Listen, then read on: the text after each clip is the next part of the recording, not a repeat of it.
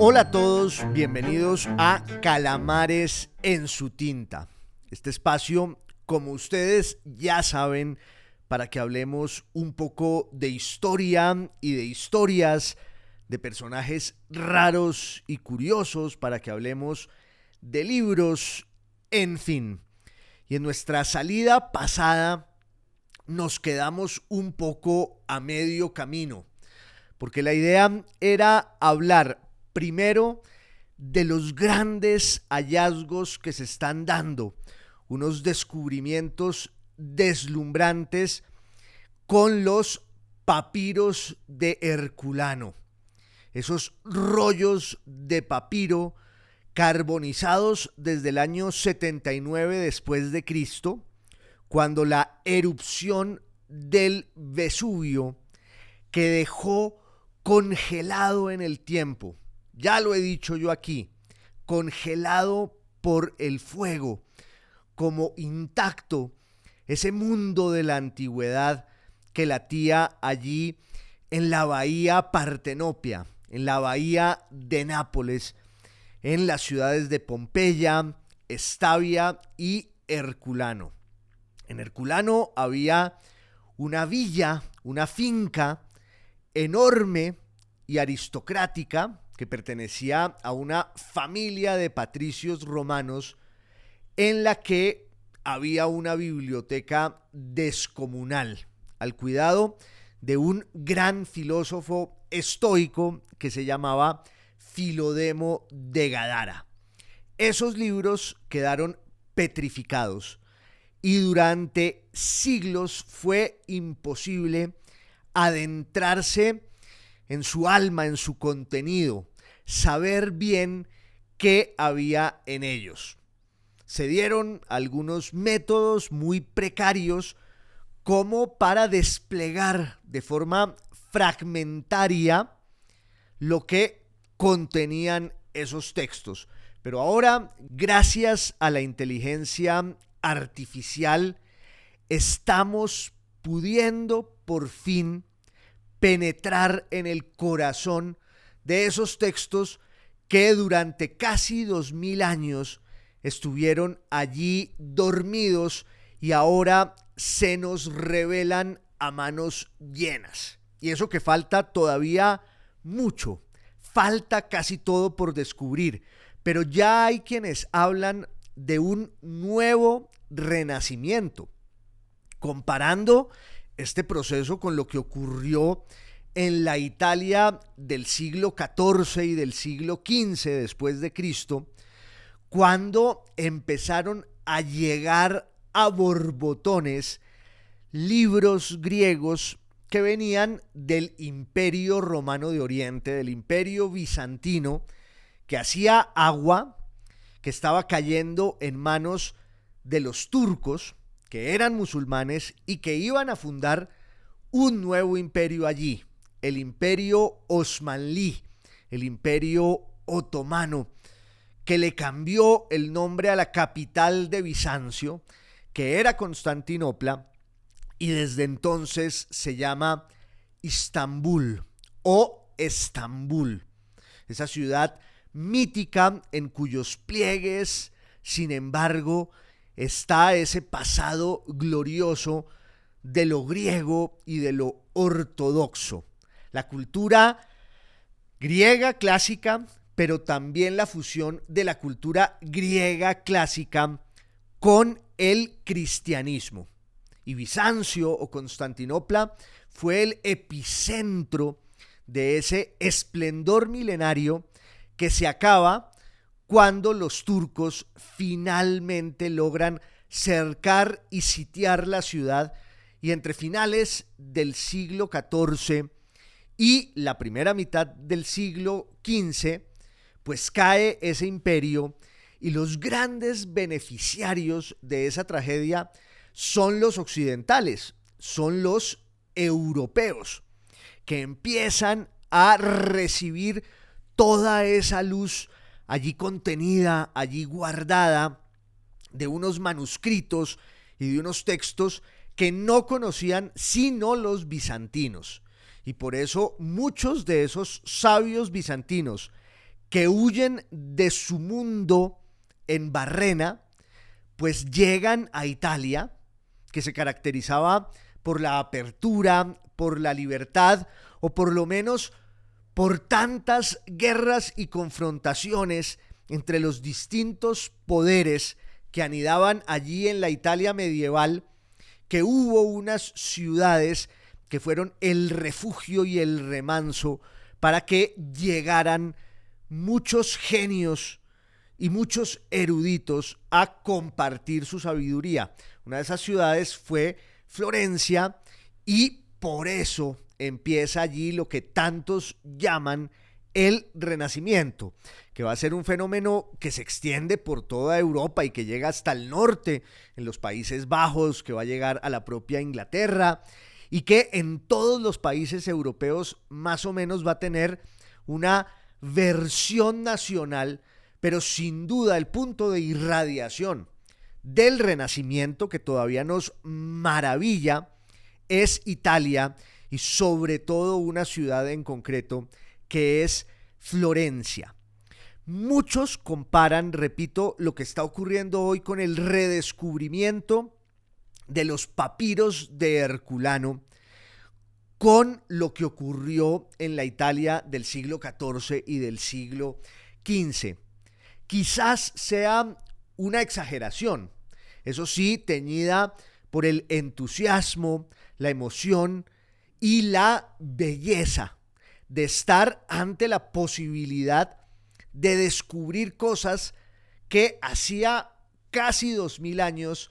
no sabíamos. Quedaron allí petrificadas, dormidas, y ahora es como si una mano les devolviera la vida. Gracias a los avances de la tecnología, gracias a la inteligencia artificial, gracias a los algoritmos que los genios de los computadores pueden programar y adiestrar para lograr desentrañar esos textos que en realidad son también como los descubrimientos astronómicos. Vamos avanzando en el conocimiento cada vez más preciso y maravilloso del espacio en el que estamos, en el que gravitamos, pero también nos devolvemos al pasado y vamos ensanchando su horizonte.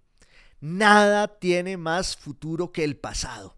y la arqueología nos va abriendo nuevos caminos que nos conectan con unos saberes que nunca supimos que estaban allí durante siglos o milenios, y ahora vuelven a la superficie para cambiar una cantidad de ideas que arrastramos con nosotros durante mucho tiempo, durante demasiado tiempo. Esa es también la gracia de la cultura, que siempre se va transformando, que es un descubrimiento incesante, que no para. Lo cierto es que ya empiezan a surgir los primeros grandes hallazgos de los papiros de Herculano, esos libros de la Villa de los Pisones, que era el nombre de los dueños de esa gran mansión en la que estaba esa biblioteca. Y uno de los primeros descubrimientos que se han hecho y que se ha publicitado muchísimo es el de una variación sobre una historia ya muy conocida, que es la de la muerte del filósofo ateniense Platón, acaso el más grande filósofo de la historia occidental. Eso creen muchos, y como ya dije en nuestra salida pasada, yo suelo estar de acuerdo con esa idea, que murió en su ciudad natal, en Atenas, probablemente entre el año 347 a.C. o el año 346. Algunos de los biógrafos de Platón, en especial Diógenes Laercio, ya nos habían dejado un testimonio más que de su muerte, también de sus funerales, con una legión, una procesión de discípulos suyos en la academia, esa especie de escuela o universidad que él creó, aunque en ese momento, por supuesto, la idea de la universidad no existía, que es una idea medieval y cristiana, pero ya estaba allí la semilla de algo parecido en lo que se inventa Platón en un jardín al lado de un templo para las musas, el Museión, en un campo consagrado a un héroe griego que se llamaba Academo. Por eso él le da el nombre a su escuela de la Academia y ahí se dedican a la filosofía durante muchos años, a compartir sus conocimientos, sus experiencias, sus relatos, y se vuelve sin lugar a dudas el maestro mayor de la filosofía ateniense en la primera mitad del siglo IV antes de Cristo. Y en el año 347 Platón muere y ya sabíamos dónde lo habían dejado, dónde habían consignado sus cenizas y los epitafios que le escribieron conmovidos y agradecidos sus discípulos. Pero ahora aparece uno de estos papiros de Herculano, que es muy probablemente la historia de la Academia Platónica que escribió este Filodemo de Gadara, más o menos 300 años después, que además describe el lugar exacto de la academia en el que fue enterrado Platón. Y yo dije acá en nuestra anterior salida, pues para hablar de esta nueva versión de la muerte, o más que nueva, es una versión más completa que nos da más detalles y también algunas otras novedades sobre la biografía, sobre la vida de Platón. De suerte que, decía yo aquí, pues si vamos a ahondar en esos nuevos datos sobre la muerte de Platón, en este papiro que por fin pudimos leer, pues hablemos también de su vida, de su biografía, de la época en la que nace, en la segunda mitad del siglo V antes de Cristo, muy probablemente en el año 427 antes de Cristo, en un momento muy complejo de la vida ateniense, porque como lo vimos aquí, Atenas ya se había vuelto la ciudad más importante de Grecia. El mundo griego, la cultura griega, no era sino la suma de unas ciudades-estado que funcionaban de manera autónoma y que tenían una especie de identidad nacional, cada una en el ámbito restringido de la ciudad y los pueblos satélite, los pueblos colindantes que se sometían al poder de estas ciudades que en el fondo sabían que tenían un vínculo cultural con las otras ciudades griegas, porque lo que las unía pues eran la lengua, la religión y una identidad cultural que se hace más fuerte cuando a los griegos tratan de conquistarlos los persas. Y entonces se unen, este es un resumen, Atenas y Esparta, y logran expulsar de su tierra la amenaza de la dominación persa. Y entonces quedan esas dos grandes ciudades allí como el gran poder del mundo griego, del mundo helénico. Por un lado Atenas y por otro lado Esparta. Y Atenas tomó la delantera, estamos hablando del siglo V antes de Cristo. Atenas se vuelve una especie de modelo ya no solo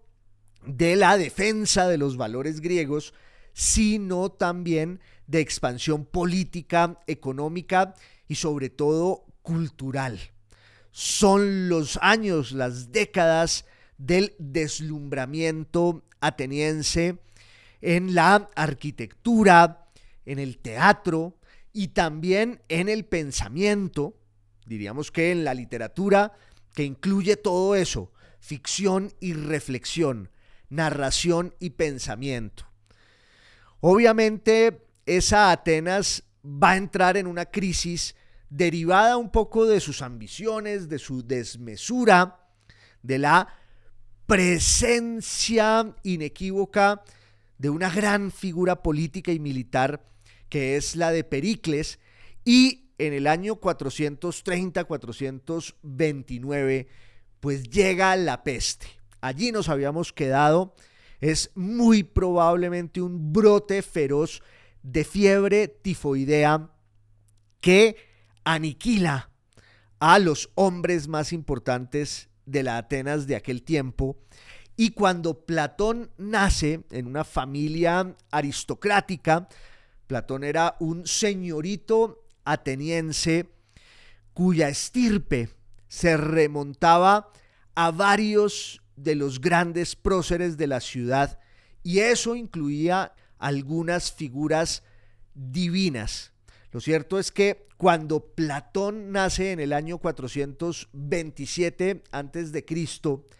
está todavía ardiente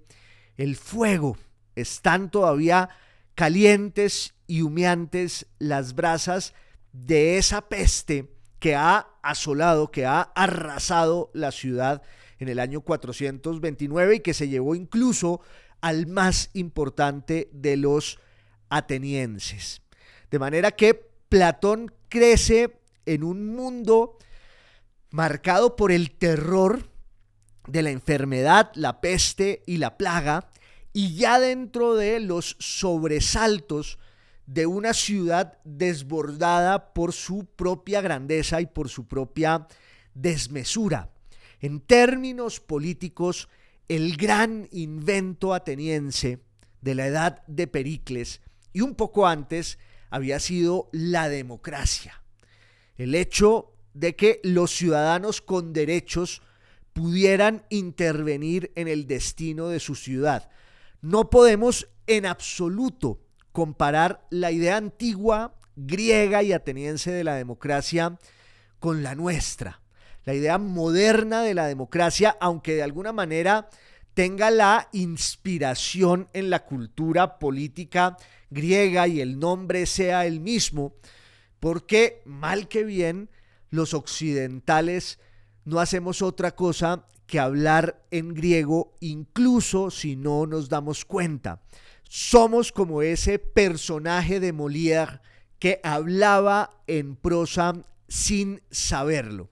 Pero la democracia moderna tiene más que ver con ese proceso político del triunfo de la burguesía y la limitación del poder absolutista y monárquico, primero en Inglaterra, luego en Francia. Lo cierto es que la democracia antigua, la democracia ateniense, pues de todas maneras era una forma bastante restringida de concebir y repartir el poder. Sin embargo, fue ese el gran invento de los atenienses, pero ya en los días de la juventud y la adolescencia de Platón, ese modelo democrático se veía amenazado por la plutocracia, por la irrupción de los grandes capitales que se habían concebido al calor, primero de la guerra contra los persas y luego al calor de la guerra que se deriva de la defensa griega contra los persas, que es la unión de Atenas y Esparta. Y luego esas dos ciudades quedan enfrentadas por ver cuál va a dominar el mundo griego, en eso que se llama la guerra del Peloponeso, y ahí pues Atenas va a construir todo un emporio comercial que va a afectar también su estructura social, cultural y política. Ese fue el mundo en el que Platón creció, convencido de que su destino estaba más bien en el arte, en la poesía, en la música.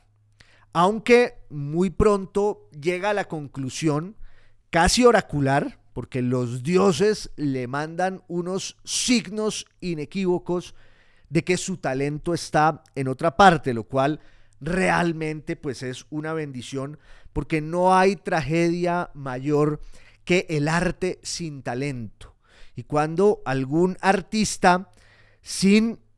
pues la gracia natural quiere someter a los demás a su arte, ahí se configura una desgracia no solo para ese pobre artista, sino también para quienes tienen que soportar sus dádivas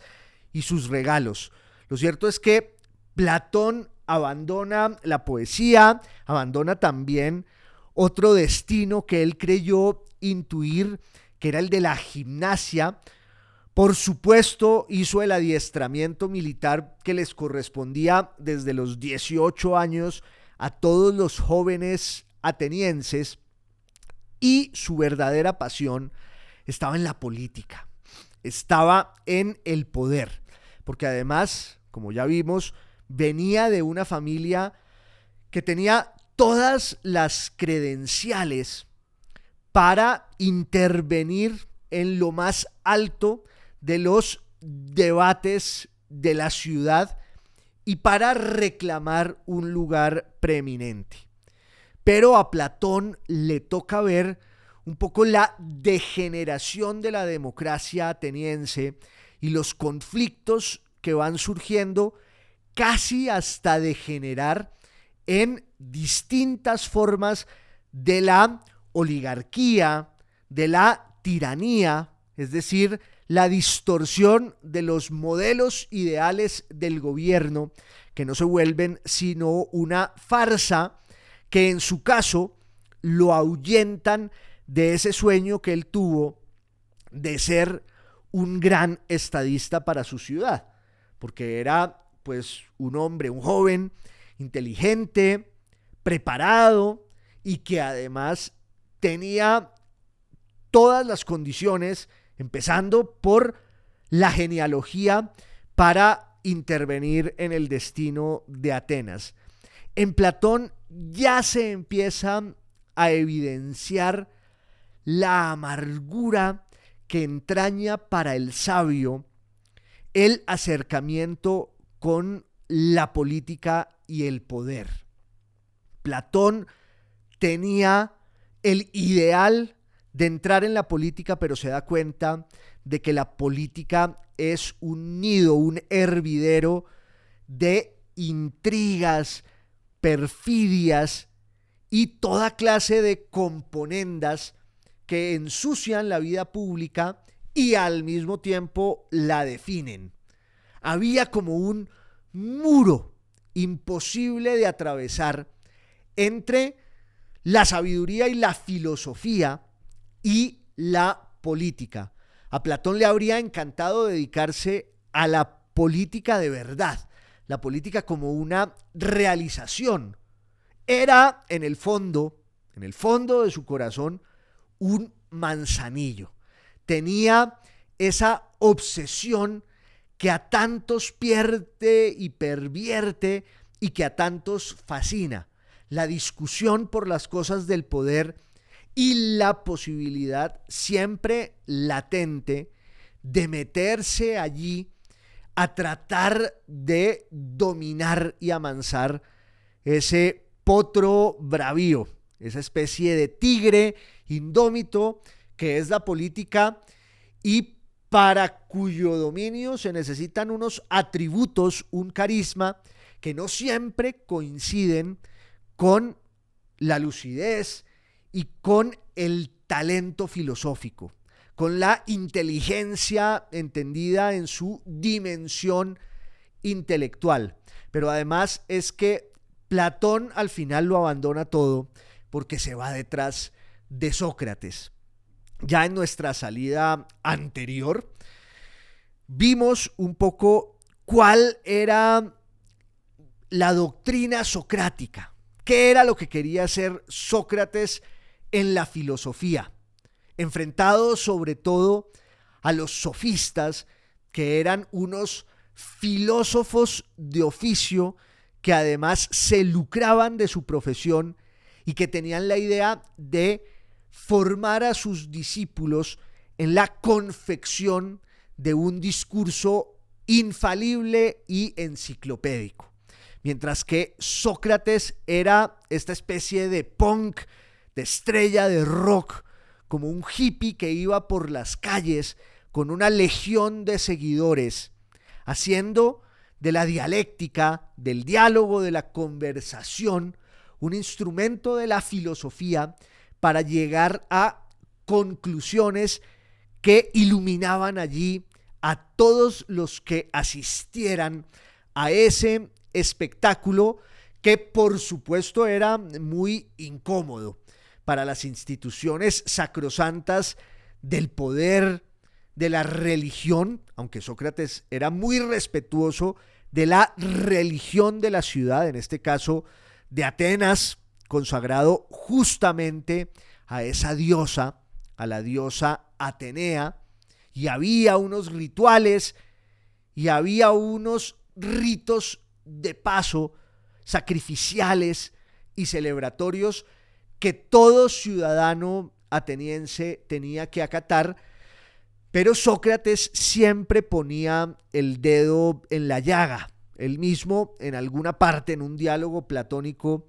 se asemeja, se compara con un tábano que está sobre un animal, haciéndole la vida muy difícil, con su aguijón ponzoñoso, con la ponzoña más bien de la filosofía. Sócrates develaba todos los mitos, las falacias, las patrañas de un mundo que muchas veces se entregaba a la ilusión y al fingimiento. Y entonces Platón va a ser educado por Sócrates, le toca asistir a la gran debacle de la vida ateniense, porque Esparta ya ha aliado a una gran cantidad de ciudades que quieren sacudirse del yugo ateniense para cambiar allí la forma de gobierno, primero con una tiranía, 30 tiranos, y luego con el regreso de una democracia que no lo va a hacer en absoluto. Era ya como la decadencia de lo que había sido el gran esplendor cultural y político ateniense. Y la gran víctima, casi la víctima propiciatoria de la decadencia de Atenas, pues fue Sócrates. Porque primero tenía demasiados enemigos, entre ellos Aristófanes, el cómico, pero muchos otros hombres del poder que no toleraban esa suerte de rebeldía esencial y radical que significaba el pensamiento socrático, que era una revolución por decir y buscar la verdad. En estos papiros de Herculano aparece un episodio de la vida platónica que desconocíamos, y es que en el año 404 a.C. fue esclavizado por primera vez y vendido como esclavo en un episodio que, por suerte para él y para todos nosotros, va a durar unos pocos meses, porque había ya la certeza de otros episodios de la sujeción y la esclavitud de Platón, pero no del año 404 a.C., que es cuando se constituye ese gobierno tiránico de 30 grandes tiranos, uno de los cuales era tío de Platón. Platón seguía muy conectado con la aristocracia, con la élite ateniense, y entonces Sócrates va a ser conminado cada vez más a comparecer ante los poderes de la ciudad para que claudique, para hostigar al mayor de los sabios de aquel tiempo, cuya premisa era: solo sé que nada sé, casi para desafiar esa consigna oracular de que Sócrates era el mayor de los sabios atenienses. Sócrates fue comprometido, involucrado en una intriga a la que se negó en la tiranía de los 30, probablemente en el año 403, y en el año 399, ya cuando la democracia había regresado a Atenas, Sócrates es llevado a juicio por impiedad, que es la acusación más ruin, mezquina e infame. Por lo menos así la ven dos de sus grandes discípulos que van a hacer famoso a Sócrates y van a perpetuar su nombre. Dos discípulos que se odiaban entre ellos. Por un lado Platón y por otro lado el historiador Jenofonte. Pero en ambos está el relato del juicio a Sócrates y, como dice Platón, la acusación de impiedad es la más perversa, la más ruin, la más mezquina. Y claro, Sócrates habría podido librarse de esa acusación, habría podido intrigar, habría podido evadirse, fugarse, y no lo hizo, dejando el último gran testimonio de su filosofía, no solo como una doctrina, sino como una forma de vida. El sacrificio de Sócrates, que tiene que beber la cicuta en nombre del respeto a las leyes de la ciudad, a la justicia a la que él tanto exaltó,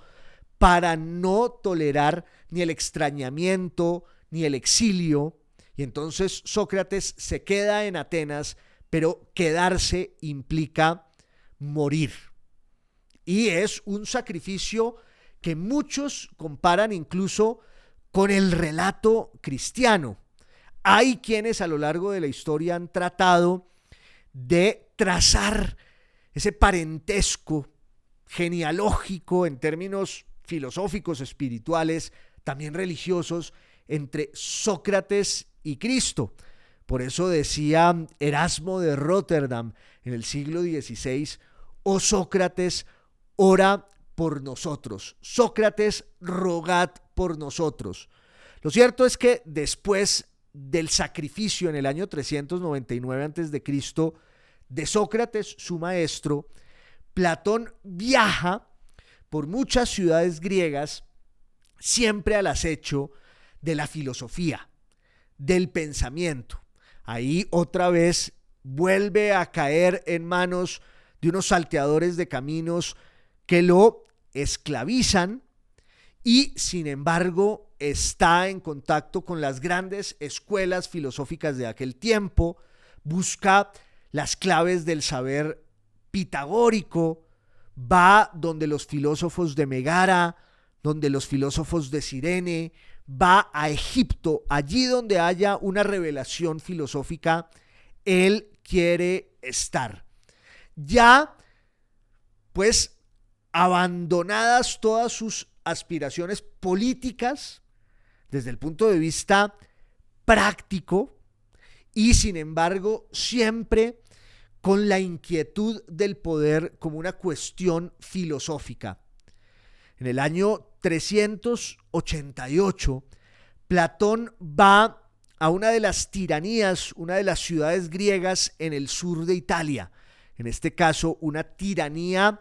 siciliana, la de Siracusa, que era una de las más importantes. Ya sabemos que desde el siglo VIII a.C. los griegos se habían volcado sobre el occidente y habían ido colonizando el sur de Francia, habían llegado al sur de España, algunos enclaves en el norte de África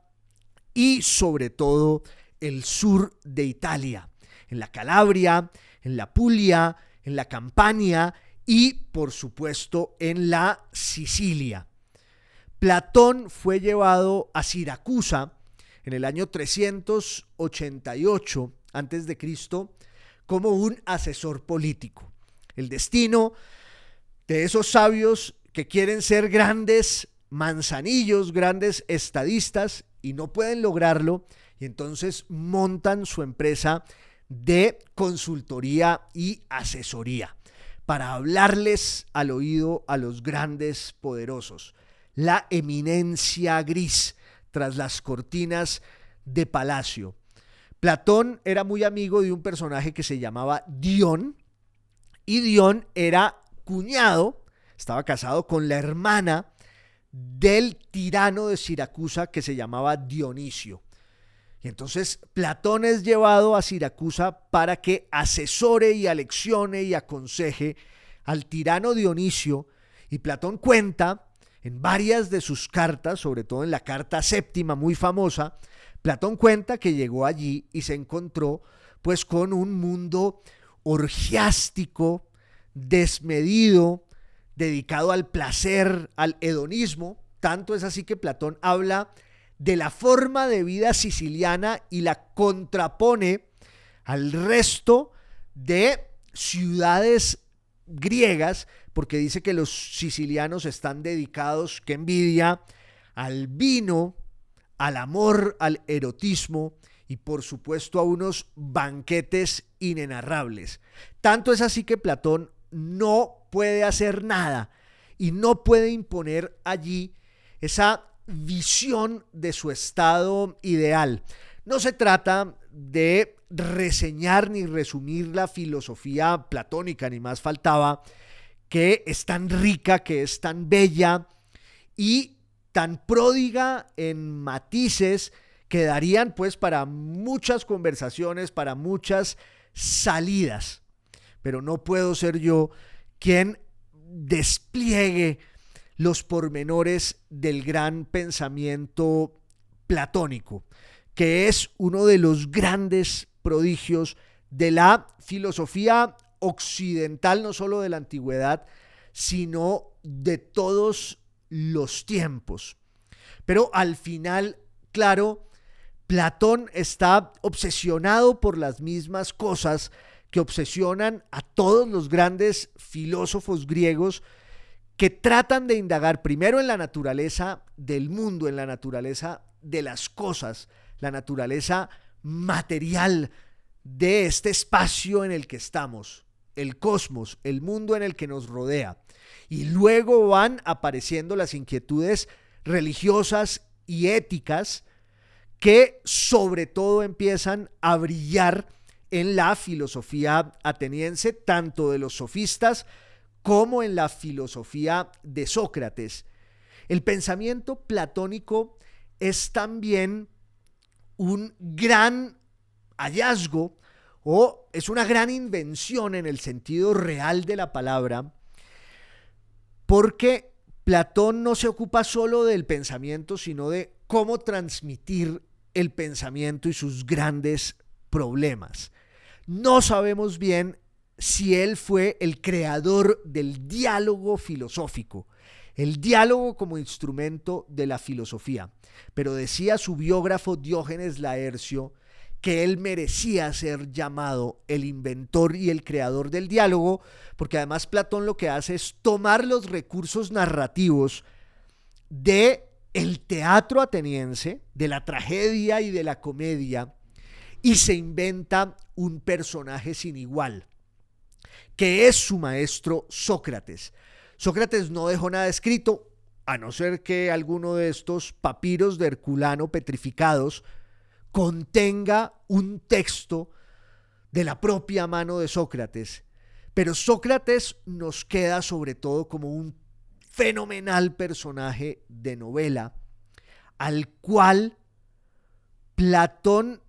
concibe con una gracia y un encanto y pone en boca suya lo que debió ser o lo que debieron ser todas las grandes enseñanzas socráticas, pero también el propio pensamiento platónico que se va explayando allí en los diálogos de Sócrates, marcados por la belleza, por la inteligencia, por la rapidez de la novela, de la tragedia, de la comedia. Decía Aristóteles que combinaba la poesía con la prosa. Platón es no solo uno de los más grandes filósofos de todos los tiempos, sino un descomunal novelista que se inventa a semejante personaje, y entonces llega al esclarecimiento de ese problema filosófico de lo que son las cosas, que repito, no nos vamos a meter ahorita en esas honduras, pero al final había un problema y era el de la eternidad del mundo, o la idea de que el mundo podía ser inmutable, inamovible, y también la transformación de todo lo que va poblando la tierra. Y entonces Platón dice al final, el problema no son las cosas en sí mismas, sino que nosotros tenemos dentro de nosotros una especie de noción perfecta de lo que son las cosas, y esa noción perfecta pues son las ideas. Por eso se habla tanto del idealismo platónico, o por eso usamos el adjetivo de lo platónico para hablar de lo que es ideal. Eso con respecto a la filosofía. Hay quienes hablan del amor platónico, por eso, porque es el amor idealizado. Para Platón, como lo decía el gran Julián Marías, una hoja en blanco que tenemos delante de nosotros tendría que tener unos atributos, ser blanca, inmaculada y tener una forma perfecta. Dice Julián Marías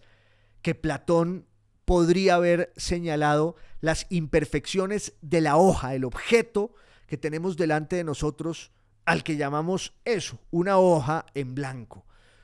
Pero la perfección de esa idea la llevamos siempre con nosotros en el concepto perfecto y arquetípico de la hoja en blanco ideal. Es solo un ejemplo que tiene que ver, claro, con la teoría del conocimiento y que tiene que ver también con la política. Como Platón se obsesiona por la política y por encontrar el modelo de gobierno perfecto, ideal, en el libro séptimo de la República nos cuenta ese mito famoso, esa historia, ese cuento de unos hombres que están metidos en una caverna, afuera de la cual hay una hoguera y hay como una especie de promontorio por el que atraviesan otros hombres, los animales y las cosas, y dice Platón, el hombre en la caverna solo ve las sombras de lo que está en el mundo exterior, y para ese hombre en la caverna el mundo son pues la visión imperfecta y difuminada de esas sombras que se proyectan sobre su pared. Pero si un hombre de las cavernas sale, o de la caverna sale, verá la luz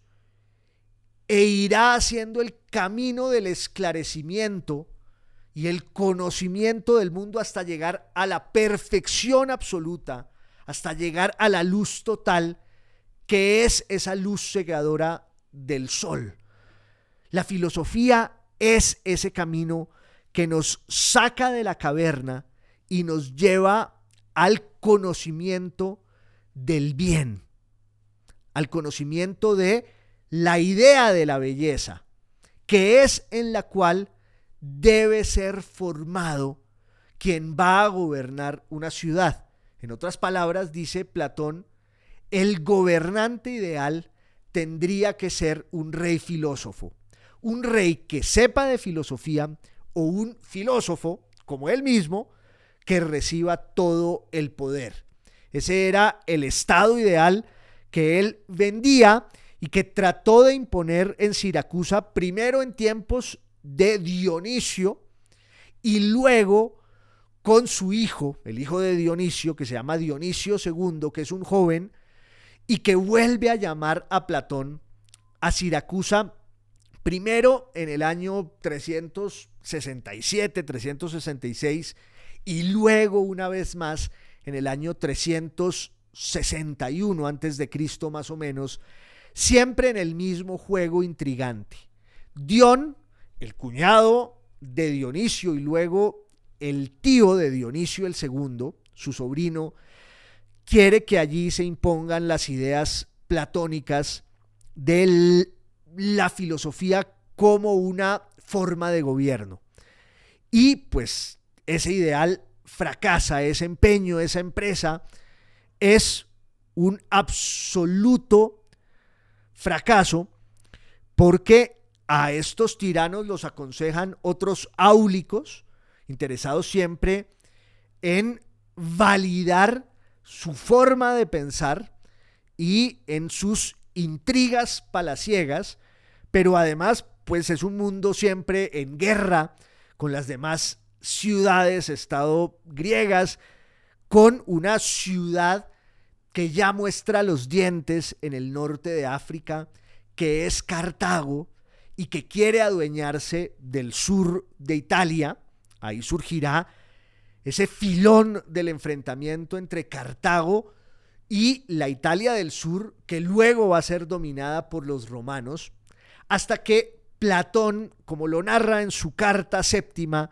queda hastiado de los juegos y las miserias del poder y entiende que uno es el camino de la filosofía y del pensamiento y otro es el camino de la política con sus bajezas, con sus componendas, y vuelve finalmente a Atenas en el año 360. Ya había sido una vez más esclavizado, pero lo había salvado un tirano de Tarento, una ciudad también en el sur de Italia, en la Apulia, que para él sí era el verdadero modelo del rey filósofo, Arquitas de Tarento, que no solo era un gran general y un gran político y tirano, sino también un inventor. Inventó el primer dron de la historia, una paloma de madera con un caldero adentro que la hacía volar por sí sola, como lo cuentan Plinio el Viejo y Aulo Gelio. Se inventó otra cosa todavía mejor, este Arquitas de Tarento, el sonajero para apaciguar, para apacentar, para callar a los bebés cuando están llorando. Y se hizo muy amigo de Platón, pagó su rescate y Platón regresa a Atenas a enseñar filosofía en la academia, y ahí va a estar desde el año 360 hasta el año 347, cuando muere y deja un legado descomunal. Para empezar, su discípulo Aristóteles, nada menos y nada más. Y esa escuela de la academia que va a durar hasta el año 529 después de Cristo, cuando la cierre el emperador Justiniano, pero habrá luego una siguiente temporada de la devoción platónica, cuando en el año 1462 en Florencia, un gran sabio, Marsilio Ficino, por orden del mecenas Cosimo de Medici, en esa ciudad que era el epicentro del Renacimiento, pues rescate, reedite, resucite la Academia Platónica. Hablamos al principio del Renacimiento italiano. El Renacimiento tuvo el signo del pensamiento y la filosofía de Platón, este grandísimo pensador y escritor y maestro que muere en el año 347, y cuenta este papiro de Herculano: oyendo y padeciendo a una esclava que venía de la Tracia, que toca una flauta desafinada. No hay nada peor que un vecino con flauta. Todos lo sabemos. Y el pobre Platón tiene que morir al recaudo de esta niña que lo consuela en sus horas finales con una flauta maltrecha. Es muy probable que las últimas palabras de Platón fueran una queja desgarrada por el sonido de esa flauta. Es lo que nos cuentan estos papiros de Herculano aquí en Calamares en su tinta, que ustedes saben que es radio, es podcast y es video podcast. Un abrazo a todos. Mil gracias. Boombox.